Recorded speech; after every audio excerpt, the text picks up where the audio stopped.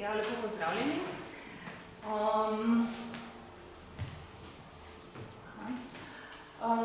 Trgovina seveda predstavlja most med potrošniki oziroma med proizvajalci in potrošniki. In da bi te proizvodne dobrine, ki v modernem času nastajajo v vedno večjem obsegu, tudi prodali v vedno večjem obsegu, potrebujejo tako proizvajalci, še bolj pa trgovci tudi reklamo. In pri reklami je seveda ključno to, da spodbuja oziroma reklama sama nekako usmerja potrebe ljudi. Mogoče ljudje sami pri sebi niti ne začutimo, da nekaj rabimo, dokler nas s tem ne seznani neka reklama. In to poznamo tudi sami iz vlastnega življenja. To je bilo pa prisotno seveda že v začetku 20. stoletja, ko se je ta proces modernizacije začel postajati vse bolj prisoten v vsakdanjem življenju različnih evropskih družb. Kot rečeno, trgovina brez reklame ne more preživeti. Zato se je posluževala različnih reklamnih metod, od ustne reklame, izveskov, izložb, cestne reklame, ulične reklame, časopisne reklame in v obravnavanem času, se pravi v prvi polovici 20. stoletja, tudi kataloške prodaje, tudi pri nas v slovenskem prostoru. No, mimogrede, tale razstava o zgodovini trgovine v Celju, ki sem jo pripravila 91. leta, je nekako določila tudi moj bodoči raziskovalni fokus. Seveda, kot rečeno, zlasti v konec 19. in v začetku 20. stoletja je postala tudi gospodarska reklama vse bolj prisotna v našem življenju. Nenazadnje je to čas, kot vemo, industrializacije, urbanizacije in pa modernizacije. Pri reklami tudi ključno, da se je v tem času začela močneje razvijati tudi grafična umetnost, ki je te reklame tudi obogatila in naredila bolj zanimive in tudi kvalitetnejše. Kaj nam pripoveduje svet predmetov, ki obdaja ljudi v določenem časovnem obdobju, v določeni družbi? To sem želela predstaviti na podlagi enega mikrogradiva, ki je dosti povedno in ki sem ga obdelala za ta današnji prispevek. Trgovec Rudolf Strmecki, ki je izhajal iz okolice Brežic, se je izučil iz preproste družine, izučil se je za trgovca in leta 1905 prišel v Celje. Imel je dobro podjetniško idejo, imel je jasne cilje, vedel je, kaj hoče in zelo hitro mu je uspevalo te cilje tudi udejaniti. Kupil je eno trgovino v mestu in jo med obema vojnama dvakrat bistveno prenovil. Najprej je dvignil v več etaž in nato tudi prenovil njeno notranjost. Recimo uredil je prve tekoče stopnice v Celju, zaposloval je za tiste čase izjemno veliko število ljudi, več kot 100. Namreč, kot bomo videli, to ni bila samo klasična trgovina z pulti in prodajalci, ampak je imel tudi posebne oddelke, ki so služili ravno podpori kataloške prodaje. Rekla sem, 1905. leta je prišel v Celje, 1911. leta je že začel izdajati prodajne kataloge. Ti katalogi so ves čas od 1911. pa do začetka druge svetovne vojne izhajali redno. 2-2 kataloga na leto, sezona pomlad, poletje in jesen, zima. Izhajali so v izjemnih nakladah, v povprečju 60 do 70 tisoč izvodov, vsak katalog. Do 1921. leta so izhajali v slovenščini, nato v srbo-hrvaščini. Namreč njegov fokus, že prej v času Avstro-Ogrske monarhije, je on te kataloge širil tudi izven, po drugih deželah monarhije, v času prve Jugoslavije pa po vsej tedanji državi in verjetno tudi zato prehod na srbo-hrvaški jezik. Samo za ilustracijo, da malo vidimo, kako izgledajo ti katalogi.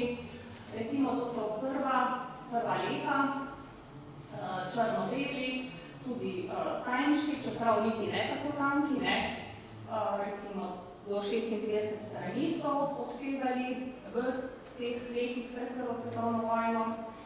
To je čas med Prvo vojno, ki se v bistvu oblikovno ne razlikuje, ne nazaduje recimo izpred tistih let prej. Mogoče je samo, da postanejo proti koncu vojne tanjši. Leta 1918 ima samo 4 strani recimo. V 20 letih se njihov obseg poveča, zlasti v 30-ih, pa še bolj pa postanejo tudi varni. Oziroma postanejo varne samo naslovnice in pa hrbtne strani. Kaj je bilo gonilo trgovca Stremleckega, kaj je želel s temi katalogi v bistvu doseči? Njegov moto je bil prodajati izjemno velike količine blaga v čim nižjih cenah. Namreč ta količina blaga je omogočala, da je lahko blago prodajal ceneje kot drugi trgovci, recimo. Vse katalogi je v bistvu tudi to mu je omogočalo, da ni potreboval recimo trgovskih potnikov, ki bi potovali po celi državi in prodajali njegovo blago, ampak je imel znotraj hiše reklamni oddelek, imel je celo svoj poštni oddelek, tako da je v bistvu znotraj hiše poskrbel za to, da so pripravili vsako sezono, kot rečeno, oziroma vsako leto 2 kataloga, umestili vanje novo blago, nove prodajne artikle, te kataloge razpošiljali po celi državi in na ta način v bistvu res lahko prodajali velike količine. Imel je v bistvu, prodaja preko katalogov je bila podobna današnji prodaji, možno je bilo blago zamenjati, če ljudem ni bilo všeč, do določene oziroma nad določenim zneskom je bila poština brezplačna, skratka, že ti prijemi, ki jih poznamo tudi v sodobnem času. Poglejmo recimo tule prve številke kataloga nimam, tule recimo pogled v drugo številko, kaj so bili prodajni artikli, recimo različne moške srajce, posebej tudi delovske srajce, tako imenovane delovske srajce, delovni predpasniki, potem osnovni oblačilni artikli za ženske, perilo, nogavice, rokavice in podobno. Za to prvo obdobje, za to prva leta je značilno, da je bilo v katalogu malo izdelkov iste zvrsti, se pravi samo nekaj kril, samo nekaj bluz, samo nekaj ovratnikov recimo. Kasneje, ko bomo videli, se ta ponudba močno poveča. So pa vso obdobje v bistvu imeli katalogi podoben izgled, se pravi ilustracija artikla, kratek opis, dimenzije po možnosti, če je bilo potrebno, in pa cena.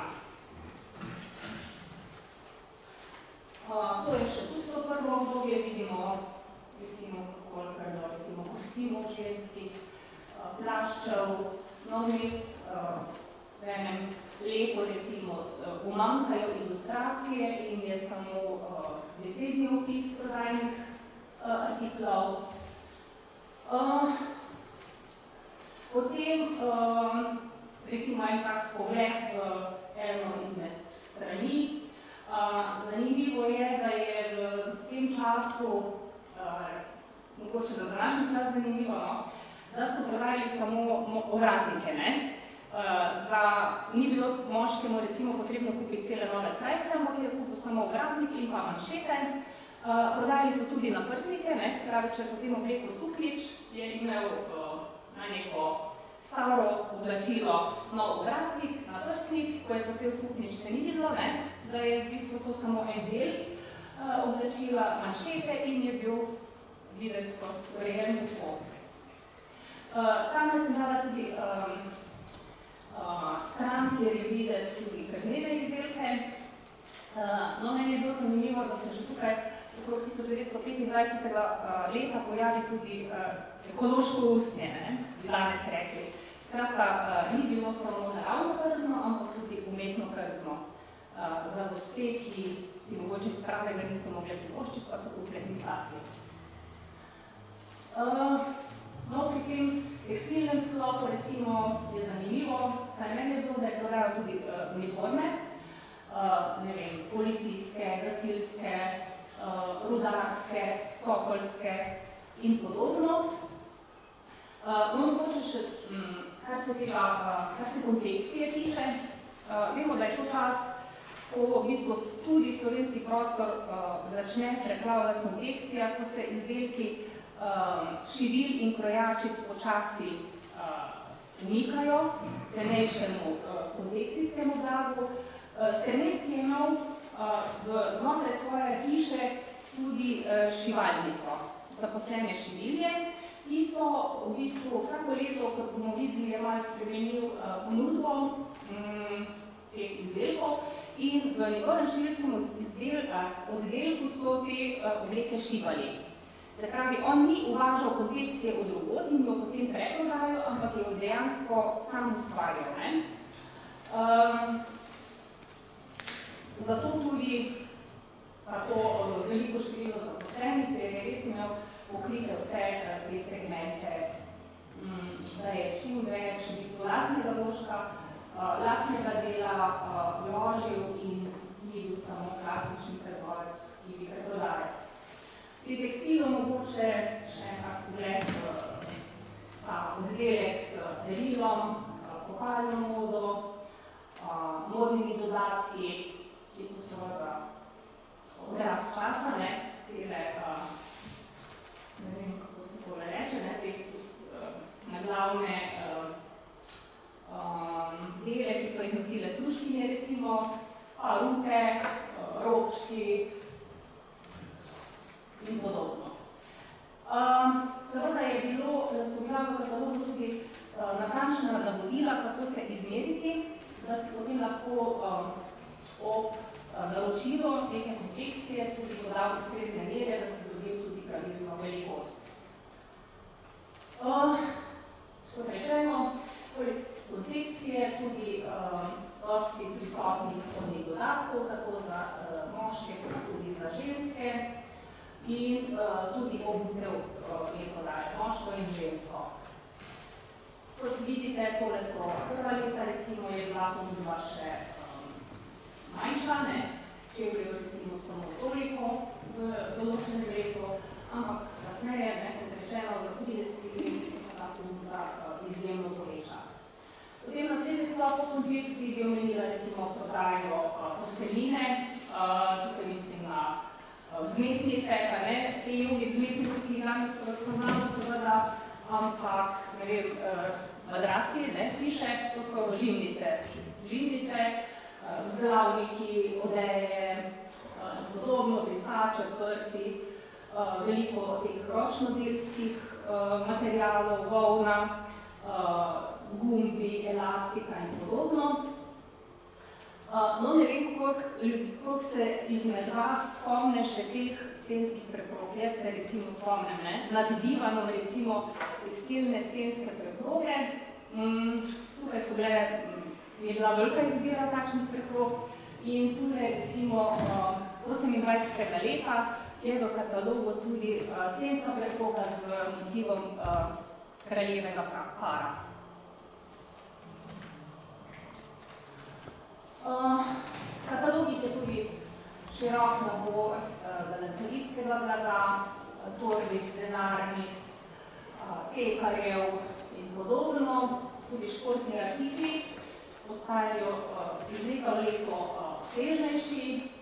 kolesa, rezervni deli in podobno. Izbor igrač je bil neverjeten, ne? Od punčk, avtomobilčkov za tanke, družabnih iger, brez orožja. Tudi v tem času ni šlo, ne? Pištolice, puške, ladjice in podobno.